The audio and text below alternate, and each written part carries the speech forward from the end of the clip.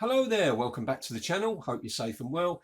In this video we're going to revisit my spring problems and woes with my HW97. It's still not shooting at the power I want, so we need to have another go with it. So let's roll those titles.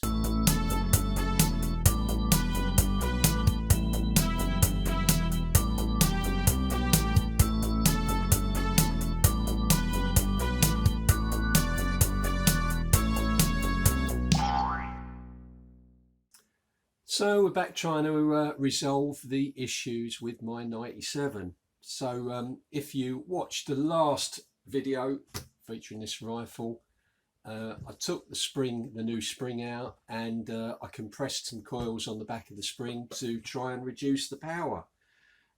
Took on board a lot of the advice in the comments. I've left it for significant periods with the rifle cocked overnight and whole days and stuff to try and settle the spring in. And the situation that we have at the moment is it's just not firing as reliably as I need it to for a target rifle. So let me explain. If I put it across the chronograph with a 10-shot spring, a 10-shot string rather, at least one shot, sometimes two shots, will come up on the chrono at 12.1, 12.2 foot-pound, which is not on for a competition rifle because obviously that's illegal. But not just that, being at that top end of the power band, you know, around 11.8, 11.9 foot-pound. This rifle's just not performing at that power. The trigger is totally different. I mean, I haven't made any adjustments to the trigger, so the position of the sears is the same.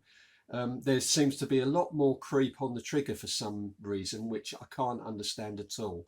And the trigger's really woolly. You can't predict when the trigger's going to let go. I can only put that down to the new spring. It sounds really harsh when it fires. It just sounds as if it's, you know, it's too much spring for the rifle. It just doesn't sound right.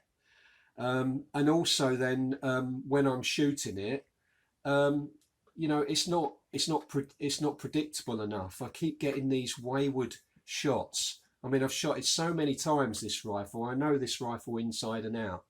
And just when you think that you're getting sort of the groups that I'm used to getting with this, the pellet groupings I'm used to getting with this rifle, you just get, you know, these odd shots way out, one or two shots way out that you can't explain. I did shoot it in the garden the other day to try and reproduce, you know, what I'm seeing every time I shoot it, and it actually behaved itself. But I've got the target. I'm just going to quickly show you what I mean by you know, how this you know, how it's not predictable and it's just too unreliable at the moment for taking it on an HFT course. So this is the group that I shot then to try and explain what is happening, what I'm experiencing with this. So you can see here, if I put my my measurement thing up here, we've got these 4 shots in a 10mm group, which is what that, or better, is what I would normally expect at 25 yards from the old spring. And then but you can see here, you know, this is not just sort of poor shooting, not you know, what I'd experience on my part, because this is happening time and time again with no explanation other than, you know, the rifle's just not performing. To see how far that is out, if I put the 25-yard circle up, you can see how much further that is out. Now what I'm experiencing at times is that, you know, if I carried on shooting on this, say another 5 shots, I'd have another 3 or 4 in there, and then in that same place I'd have like 2 shots there, or there might be 2 shots over here. It's just weird, and I'm putting it down to the rifle being overpowered. I've said, you know, based on my experience, I think I said in my review video of the LGV that I found that that all my springers seem to perform best between 10 and 11 foot-pounds. You know, this is right up at the top, just below 12 foot-pounds at the moment. So it really just needs to come down, and hopefully that will make a difference. So that's why we're doing this. So what I'm going to do then is I'm going to strip it down again, take the spring out. We're going to go back in the workshop. I'm going to cut the end off the spring, probably about sort of 10 millish, probably beyond where I've compressed the spring. Try and get, what I'm thinking is to try and get the spring down to the same length as the previous spring, which was, you know, just sitting proud of the block. I'll show you what I mean when I get it stripped down. We'll take it in the workshop, we'll cut the end off the spring, dress it all, get it all going, and then put it back in the rifle, and then give it a chrono and give it a shoot and see whether we've got the gun back to the old faithful that I'm used to. So yeah, that's what we're going to do. Right, so I've got the gun disassembled, and you can see here, look, this is how far the new spring is extending beyond the breech. And I remember the old spring used to be level with this area here. So if I take off that 10 millimeters, so this is level, I'm hoping that that will bring it down to the power that I need. So that's what we're going to do. Right, I've got the spring marked up to get some sort of distance, but trying to work out where to cut to get the dressing in the right position is a bit tricky, so we'll just have to go for it and see what happens. So I've got my disc on my phone.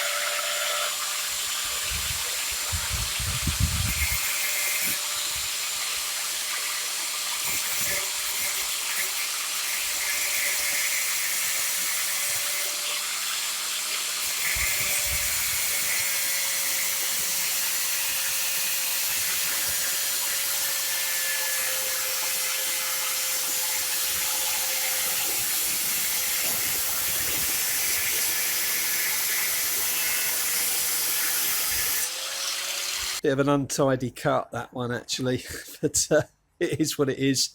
So we're going to try and sort of dress it up a little bit as best we can here before I eat it up and bend it down to settle it on the coil, make it flat.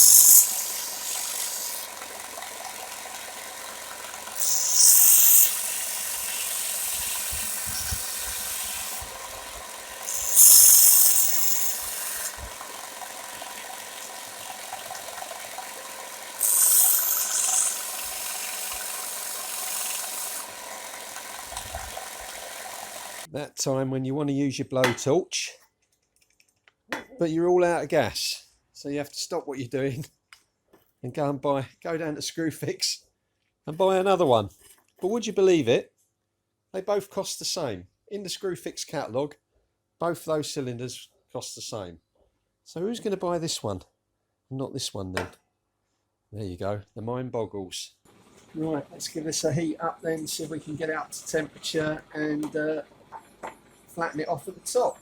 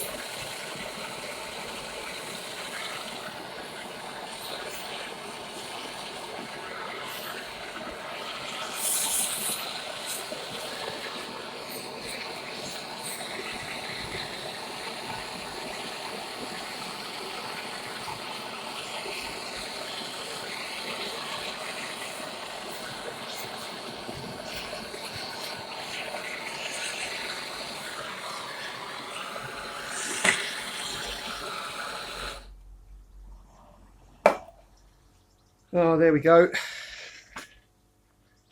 That looks pretty neat. We'll just polish that off at the top and see how we get on from there.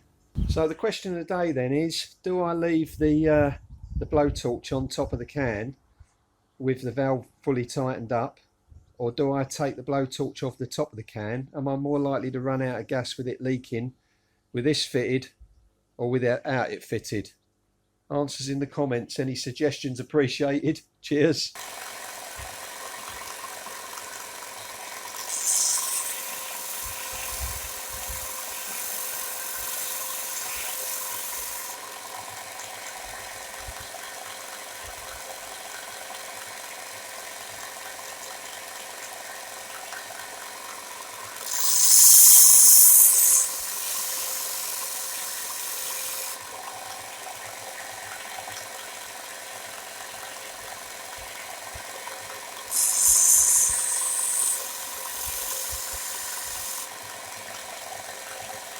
There you are then, finished job.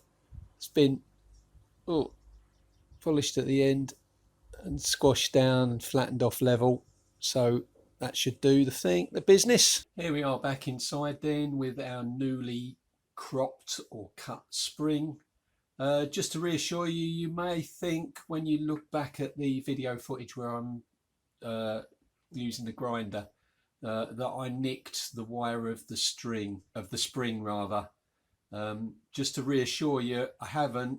It was just where it touched and it took the coating off, so sort of makes it look silver on the top, but there's no nicks or cuts in that spring at the top there, so we're all good.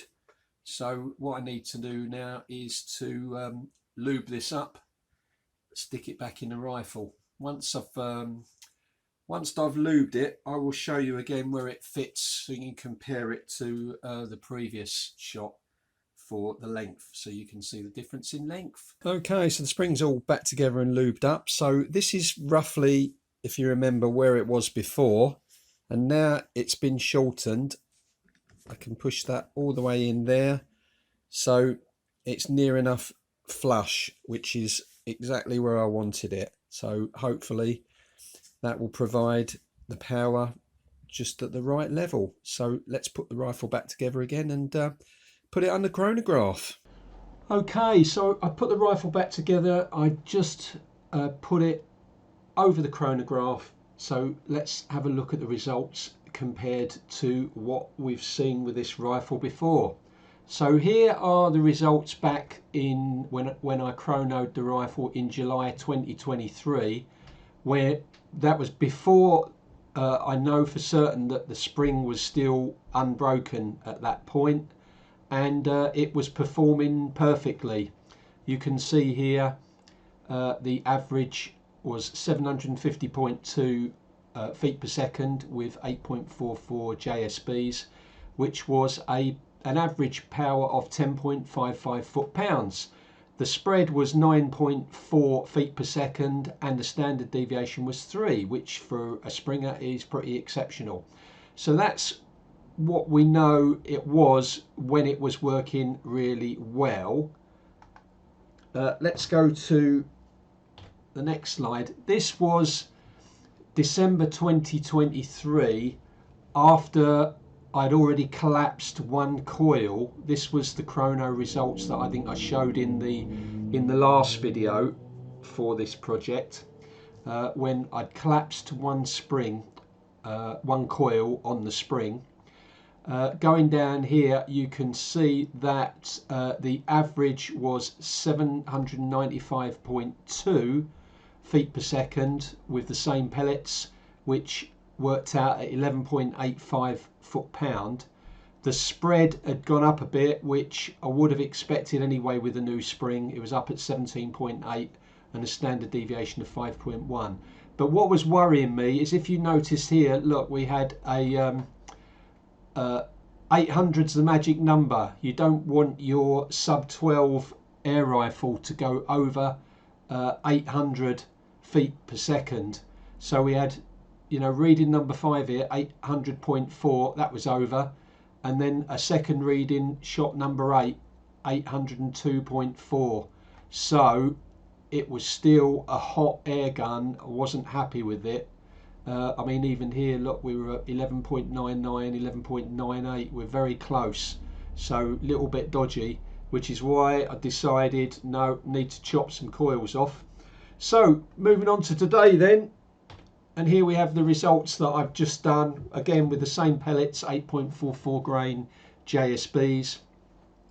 You can see here that we have got an average of 744.2 feet per second, which is 10.38 foot-pounds. The spread 16.4 and a standard deviation 4.9. So spread and standard deviation very similar to what we experienced last time, a little bit lower. As I say, I'm hoping as this time goes on and I shoot more pellets through this gun that will perhaps come down. But what I'm really pleased about is, you know, we got 10.38, 10.55. We're not that far off from what it was before when it was working fine. And even with the broken spring, it was shooting very accurately down towards 9 foot-pounds. So I'm looking forward to shooting it again on the range to see what this difference has made, dropping it down to 10.38 from 11.85. So all good. We know that the gun is definitely legal. The sun's shining, so let's get it out on the garden range, put some pellets through it at 25 yards and see what we can see. Well, this is exciting, isn't it? Also a little bit apprehensive. Just hope that the gun's back to its normal performance. So I put the scope on, need to take a couple of shots to check the zero. Scope's gone back exactly where it was, so I don't expect it to be too far out, but we shall see.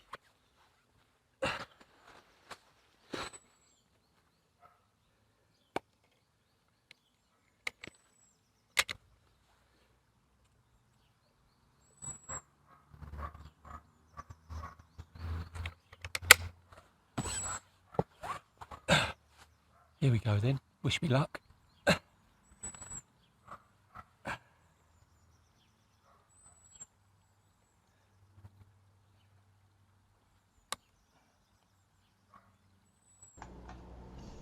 I then spent a good while faffing about trying to find out where the pellets were going so I could start to zero the rifle in.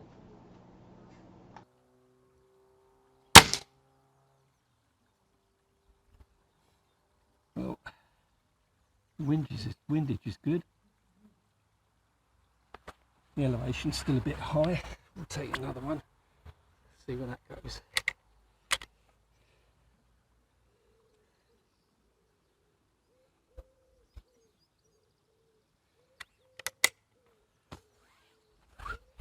Oh, it's very warm out here today.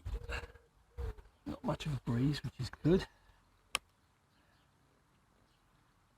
Right.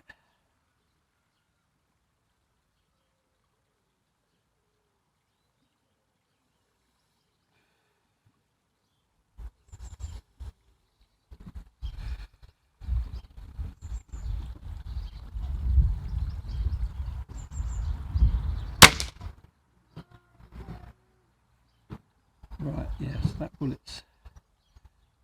pellet's gone where the other one was, so we need to come down a bit more.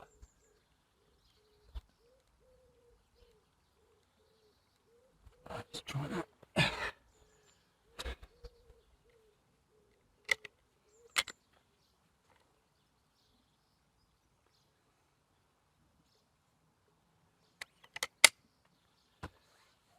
I must say it's feeling a little bit more like the old gun, to be honest.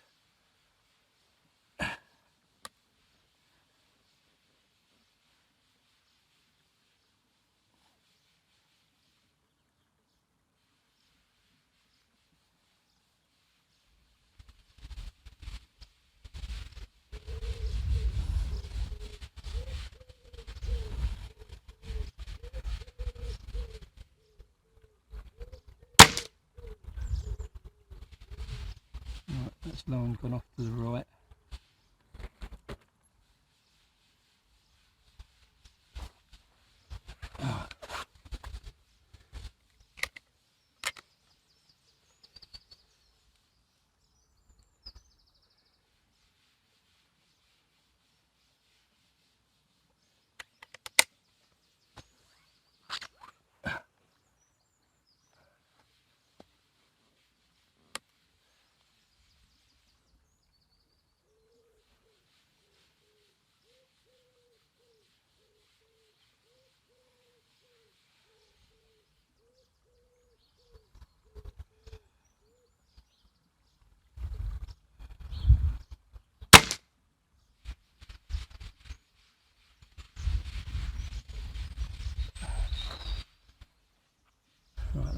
to the right a little bit there. Well, these pellets are grouping off to the right of the ball because I haven't zeroed properly, but they are actually grouping better than they did before. So, oh no, I want to go, I went the wrong way before, didn't I? I want to go that way up. I want to go left, not right. I always get left and rights mixed up. Right, well, fingers crossed, touch wood, it all seems to be going very well. The rifle does seem to be performing itself. I think I've got it near enough zeroed to just do a test group. So I've got my 5 pellets here. Let's pick a target. What target am I going to use? Right, second row down, second in from the left. That's what we'll use. Put 5 shots in there, see what we get.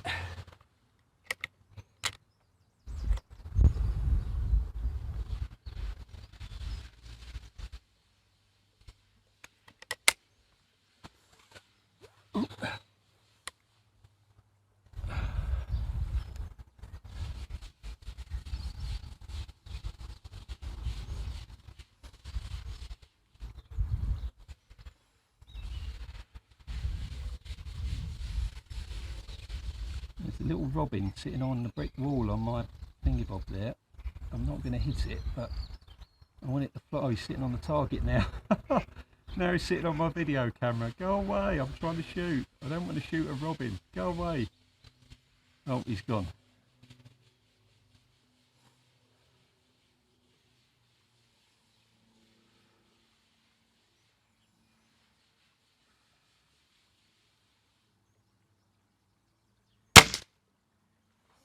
Well, that was a ball.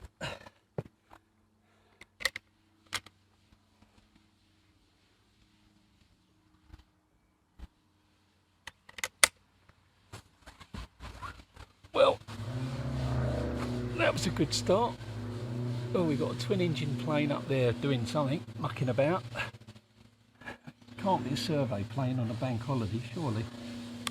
Oh. Right.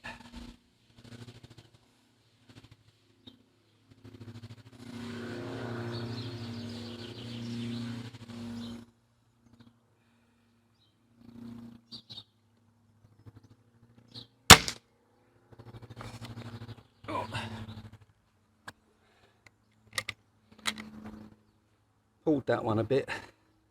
I think I'm still, that one I went to the right a bit. I think I'm still pulling the trigger, snatching the trigger a little bit. I need to sort of slow down on the trigger and keep the trigger depressed. The technique thing I need to sort out really. But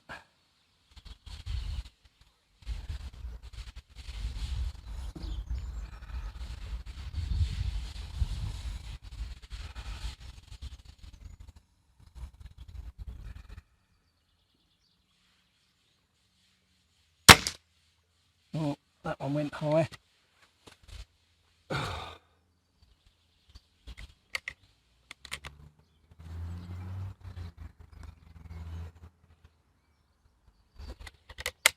Oh. It's amazing how long it takes you to get used to shooting a particular Springer again when you haven't shot it for a while, because they all have different ways to hold them. They all behave slightly differently. It just takes a while to get back in the groove.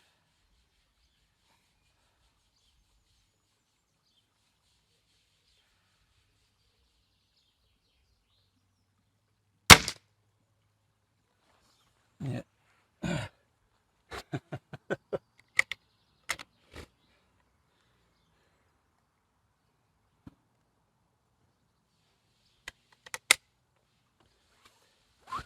Oh, the pressure. I was shooting great before I said, oh, let's do a 5-shot group. and then switch the video back up on it again. Just too much pressure. Too much pressure.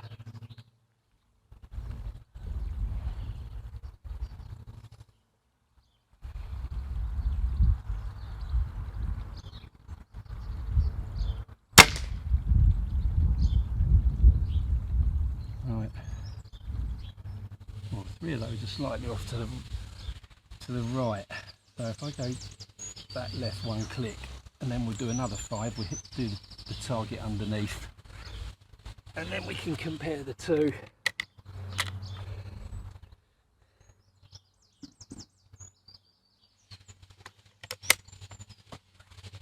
One thing that you'll notice that I'm not getting now is I'm not getting those unexplainable flyers and little mini groups. It's the consistency seems to be a lot better.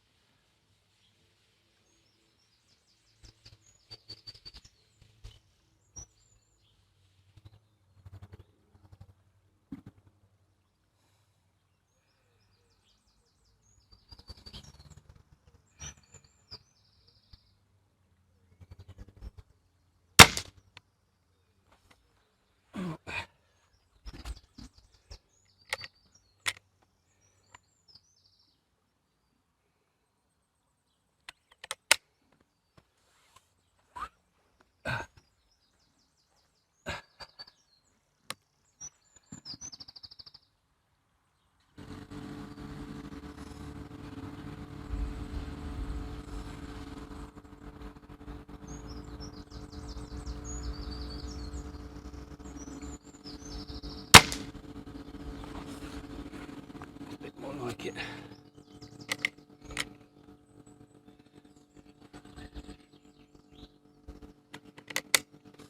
I think these targets might be a little bit too busy for group testing, because you're looking through the scope and you see like loads of separate little targets, and sometimes it can be a bit, you know, puts you off a little bit. So what I might do is get me just a bit of cardboard out with a dot in a minute when I finish this.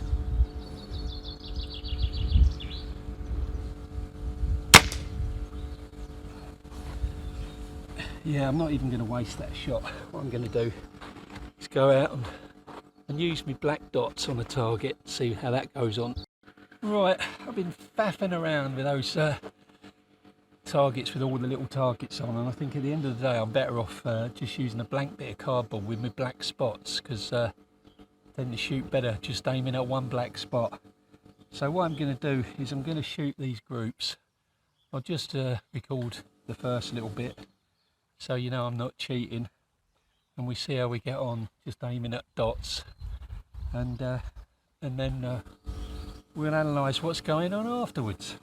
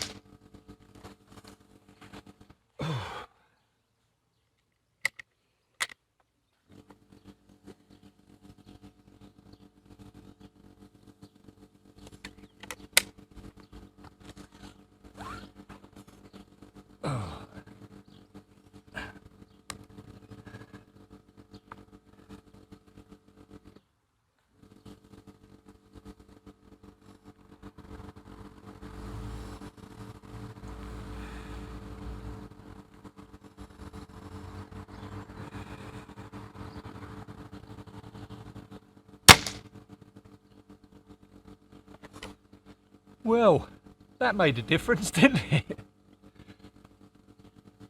It looks like she's back, baby. Right, well, we could quit while we're ahead, but what's the time? I've got to go out a bit. How long have we got? Oh, yeah. I think what we'll do is we'll quit while we're ahead with that 5-shot group. And the 97 is back. Let's have a look at this target then, see if we can work out what's going on. This was the first target, couple of shots high, made an adjustment, and then we've got 1, 2, 3, probably about 4 shots in there. Nice group. Started to adjust it to move it across, and we got these 3 pellets in a group. So made a second adjustment to bring it back in the middle, and you got 4 in there. And I think that, yeah, that's a 10mm. I think it's a 10mm circle. Bear with me. Let's just check. Oh, actually, my apologies. It's 15mm circle. So we got 4 shots in 15mm there. Then went across to, and thought, oh, we'll do 5-shot groups and see how we do. Started off good with that first pellet. Then they started drifting a little bit. So I thought, can that? We'll do this second group. Got 4 pellets in, and I realised what was going on. Problem for me is that there's just too much going on this target. You know, when you're trying to shoot a group, it's okay if you're just shooting 1 pellet at each target, but trying to shoot a group, I just get distracted with all these lines and the different colours and everything. So I thought, what I need to do, I mean, let's face it, in HFT we shoot at black dots. We shoot at different size black dots at different ranges. So I'll go back to my black dots. So let's have a look at the black dot target then. As soon as I switch back to shooting at black dots, we get the result that we are looking for. And you can't ask for better than that. Shooting up the peg, butt of the rifle, in the shoulder, with a Springer at 25 yards. Let's have a look at the sizes on that then. If I put a 5p piece there, you can get an idea of that group. I'm pretty certain that's all going to go in. It's all going to go in a 10mm, in my 10mm thingy. There you go, look. 5 shots, 10mm group. HW97, baby, she's back. Can't ask for better than that. I'm so relieved that I've got my rifle back. I was starting to worry, but there we go. I guess my HW97 is going to be back out on the course for the next HFT comp then. Hoorah! Well, that was a bit of a journey, wasn't it?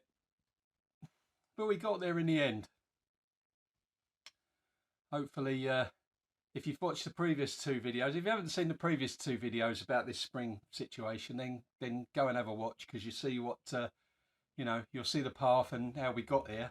But have I got a grin on my face? Ah, I just said to the wife, I said, I was so relieved. I was really worried that, you know, you hear these stories that, you know, once you've got a perfect rifle, and or what you think's a perfect rifle, and you make a change to it like a new spring, and it's never the gun that it was before. But it looks like in this case, fortunately, we're on our way back, and it can only get better as this hopefully as this new spring settles in. But certainly, you know, if I can shoot a 5 pellet group within 10mm at 25 yards, then what else do you need for HFT? So yeah, so we'll be shooting this again when we get back on the range.